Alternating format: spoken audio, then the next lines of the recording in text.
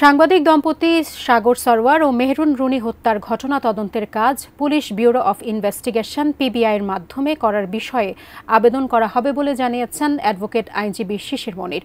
রোববার সাগর রুনি হত্যা মামলার বাদী নওশের রোমান জানান, এখন থেকে আইনজীবী মোহাম্মদ শিশির মনির সাগর রুনি হত্যা মামলার রহস্য উন্মোচনে আইনি লড়াই করবেন। শিশির মনির বলেন, অধিকতর তদন্ত করলেই এই হত্যাকাণ্ডের রহস্য উদ্ঘাটন করা সম্ভব। এর অংশ হিসেবে তদন্ত কর্মকর্তাদের সঙ্গে খুব দ্রুতই মিটিং করবেন তিনি।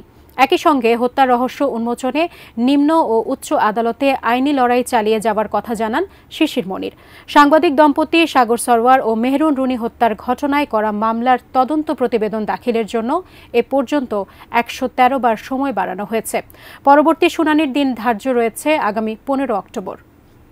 শিয়া বাটার ও ভিটামিন ই সমৃদ্ধ lily glam beauty soap. Lily, always beautiful. পরবর্তী করণীয় ঠিক করতে পারবো। সবচেয়ে বড় একটা ক্লু এখানে আছে, সেটি হলো দুজন ব্যক্তির ডিএনএ পাওয়া গেছে। যে দুজন মানুষের ডিএনএ পাওয়া গেছে, যা আমেরিকা থেকে টেস্ট করে নিয়ে আসা হয়েছে, এই দুইজন ব্যক্তিকে শনাক্ত করা প্রয়োজন। আমরা চাইব এই তদন্তটি সবচাইতে দক্ষ টিম পিবিআই কর্তৃক তদন্ত হোক এবং স্বল্প সময়ের মধ্যে সবকিছু আদালতের সামনে উন্মোচিত হোক।